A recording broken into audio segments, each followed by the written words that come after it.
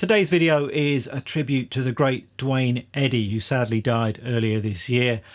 And I suppose he was one of the original guitar heroes, a rock and roll great, a hugely influential player. And the track that I'm going to be looking at today, Rebel Rouser, was a hit for him in the late 50s. It was one of his signature tracks.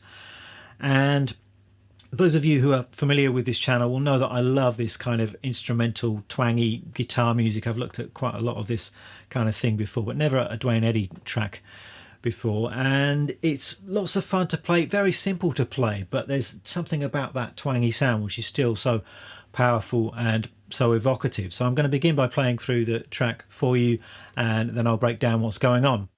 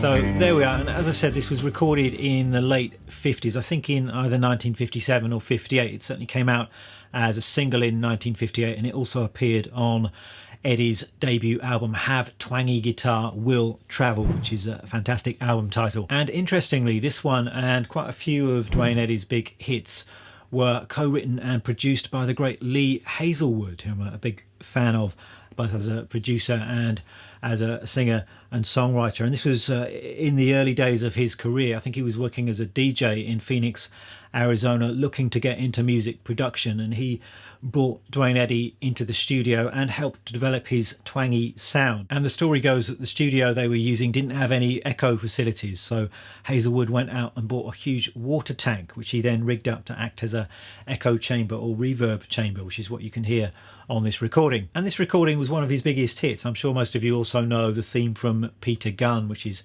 one of the classic Duane Eddy riffs. And these days, I suppose, he's not quite so well known, but you have to remember that back in the 60s, he was an absolutely huge star and a big influence on the next generation of guitar players. And you can hear that Duane Eddy influence in bands like The Ventures and the whole kind of surf rock sound. And also in the UK on people like George Harrison, who's a big fan, and Hank Marvin. I think you can certainly hear that Duane Eddy influence on a lot of that Shadows instrumental stuff. And also I read Bruce Springsteen was a big fan, and you actually just have to listen to something like Born to Run and you can hear that twangy riffage happening in that track. John Peel was a big Duane Eddy fan, and even up to this day in a lot of kind of rock and pop stuff you still get that reverb laden twangy guitar which has got that Duane Eddy imprint on it. So let's get started looking at this track, and it is a pretty easy one to play, but that's not the point. Duane Eddy wasn't a technical kind of a guitar player. It was all about that twang and that sound, which is still really powerful and really beautiful. So I'm going to take you through how to play the track. I'm also going to talk about how to get that sound towards the end of the video. We're in the key of E for this one, or at least the track starts in the key of E, and we've actually got 3 modulations or key changes, which I'll talk about in just a moment. But we're starting off in the key of E. We've got a 16 bar form, and it's all just based on the 1, 4 and 5 chords. So if we're in the key of E, the 1 chord is E, 4 chord is A, and then we've got the 5 chord, which is B or B7, and the riff starts off like this.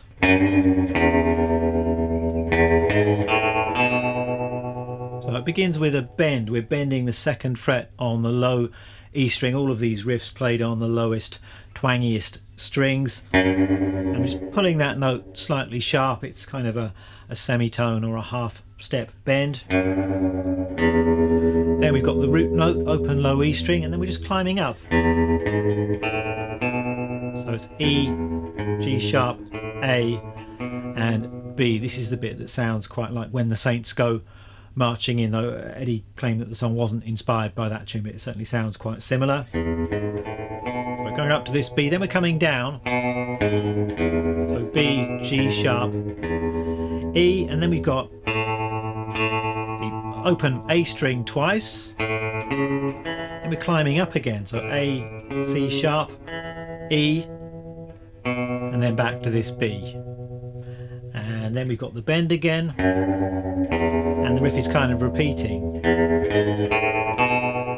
then we do that bit again.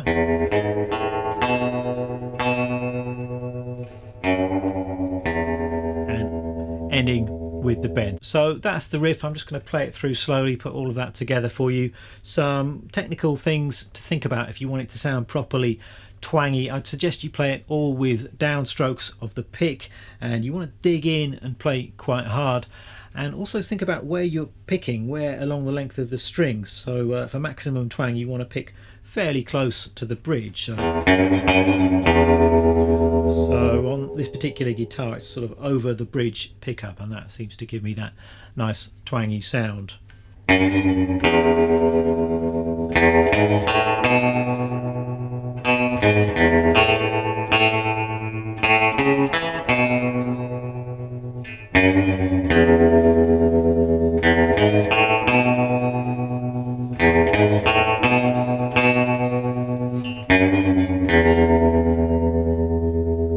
So that's the riff, straightforward enough. I'm just going to talk a little bit about what's going on behind this riff, as it were. I mean, you can just learn to play it and that might be enough for you, but as a guitar teacher I'm a believer in understanding what's going on, and you can actually get quite a lot out of learning a simple song like this in terms of learning a bit about music theory, ear training and all of those kind of things. So if that's something that's of interest to you, then you might like to think in those terms about this tune. So we're starting off on the 1 chord, the E, and this riff is really based upon triad arpeggio. So an E major arpeggio, you've got an E, a G sharp and a B. That's the root, 3rd and the 5th of this E major chord, the 1 chord. So we're going up and down arpeggios for a lot of this riff, and we're also including this A note as well. That's the When the Saints kind of bit. So in terms of the intervals here, the theory, we've got root, 3rd, that's the 4th, and then we've got the 5th. Coming down the arpeggio, this A is the root note of the 4 chord, and we're just going up the arpeggio of the 4 chord. This is the root, the 3rd and the 5th of an A major chord. It's an A, C sharp and E. Coming back to the B, which is now the 5th of the 1 chord, we repeat. And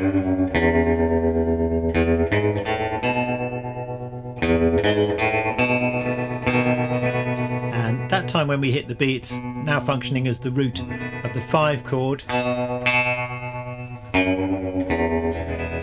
then we're coming back to the one chord again. So you can obviously take or leave that theory stuff. If it's not your thing, don't worry about it. But I think if you are a beginner or towards the earlier stages of your guitar journey, this is actually quite a good opportunity to learn about some of this sort of foundational guitar stuff. Next we've got our first key change, and we're moving to the key of F. So the song starts off in the key of E. I think we play the riff 3 times in the key of E. Now we're moving up a half step or a semitone to the key of F, but the riff is the same.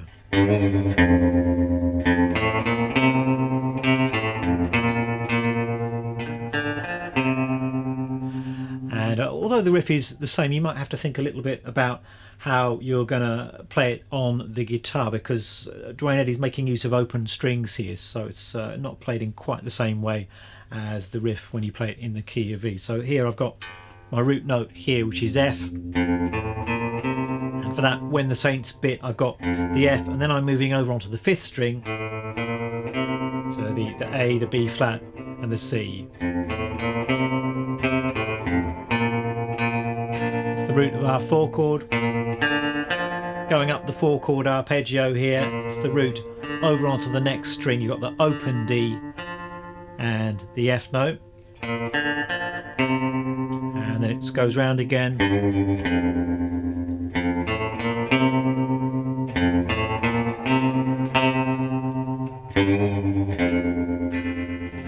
So refingered things slightly there when you're playing it transposed. Then we're moving up again, so once again it's a semitone transposition of the riff. We're now playing the riff based off of an F sharp root note, so exactly the same kind of thing, but in the key of F sharp we're not going to be able to make use of open strings, so you have to rethink things in terms of the fingering slightly. But we've got the bend, bending at the 4th fret is our root note, and I'm going to have to come back behind the root note to get the major 3rd.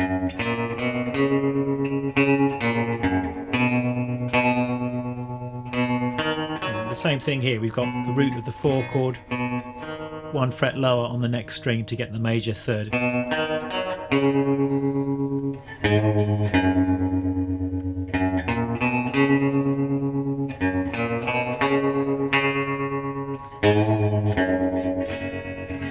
So that's the riff in the key of F sharp. Then we go up again, exactly the same thing. We're now in the key of G.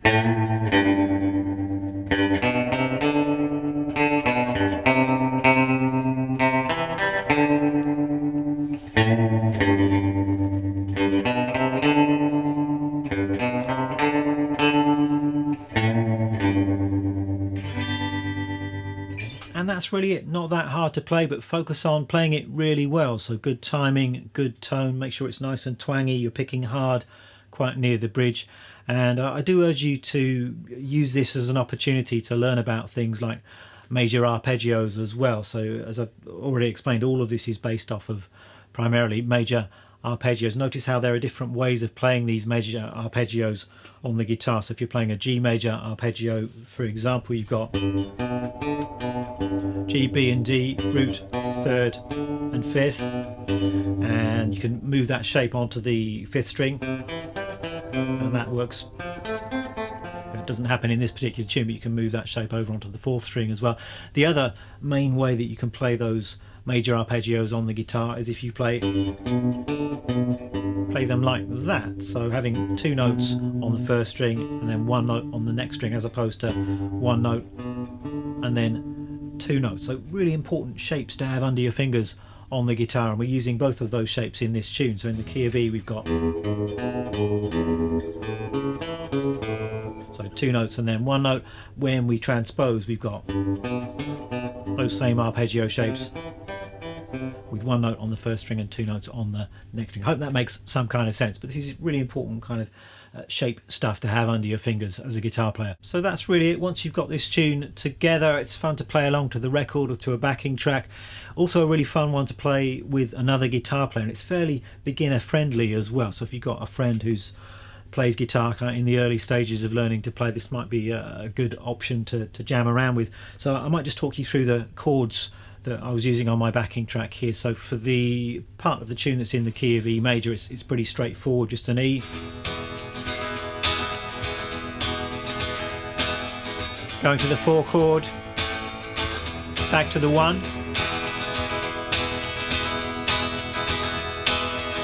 then the 5 chord,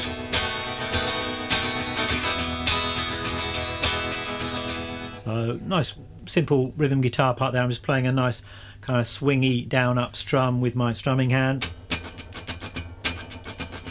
So 1, 4, 4, 5 chords here. When it's transposed, you are going to need to know some bar chord shapes. So go up to F. I'm using the 1 chord like this, the 4 chord like this as a 5th string root bar chord, and then the 5 chord I'm just playing as a 7th chord like this. So it's like a C chord, but with the pinky in there as well. And it's the same thing when you move up to F sharp and to G. So 1, 4, and 5.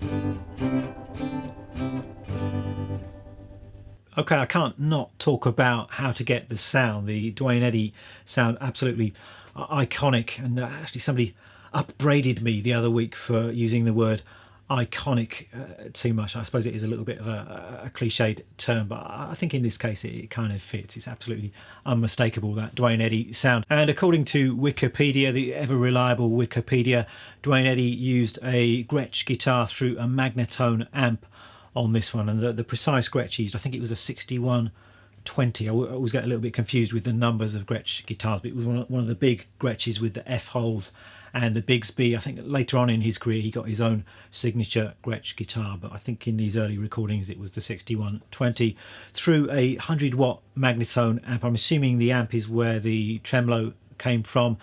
And then obviously you've got the reverb, which as I said was achieved through this water tank reverb chamber that Lee Hazelwood was responsible for. So I'm trying to get close to the sound with the gear that I've got at my disposal. I don't have a Gretsch. I seem to spend quite a lot of time in my videos apologising for the fact that I don't own a Gretsch guitar, so I should probably just bite the bullet at some point and actually get one, but I'm not sure exactly what I should get. If any of you have got some suggestions. I always get a little bit confused with the Gretsch range of guitars, all these different types of guitars, different price ranges and all of that kind of thing. So let me know your favourite Gretsch guitars, and maybe I'll go out and try a few out, and eventually I'll get hold of one. But I'm using my Fender Jazzmaster here, and the important thing with this sound, I think it's a clean sound, and then you've got tremolo, and then you've got reverb. So those are the 3 elements you're going to want for this sound. You can probably get close to it with whatever gear you have. I don't believe you have to have exactly what was used on the original recording. So I think the Jazzmaster actually works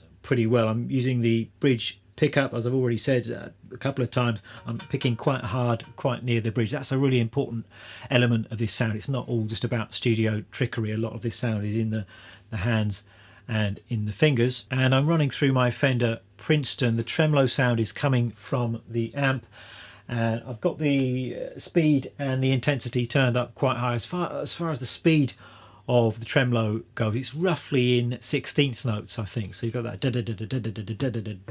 kind of sound with the tremolo. I don't think it needs to be precisely 16th notes, but just play around with it until it sounds roughly like 16th notes, and that sort of fits the feeling of the track nicely. And then for reverb, you can either use the reverb that's built into the amp. So I've actually got the reverb on the amp turned up to about 5, but for this kind of track sometimes the amp reverb alone isn't quite big enough, so I've actually used some extra reverb inside a computer, and I found a simulation of a chamber reverb, and I stuck that on while I was mixing the audio to this video, and that gives you that really big kind of stereo sound which works perfectly for this track. So I'm not using any pedals today, but this is the sound of the Jazzmaster going into the Fender Princeton, and I've got the tremolo coming from the Princeton, and I've got a bit of spring reverb from the Princeton. That sounds like this.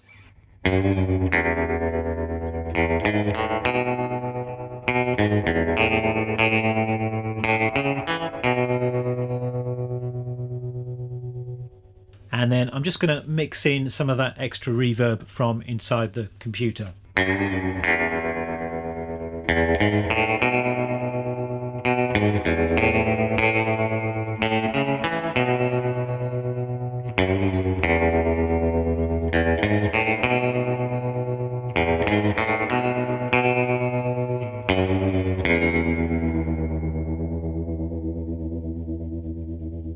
So there we have it. Hope you've enjoyed this video. If you would like tab and a backing track, both of those things are going to be up on the old Patreon page.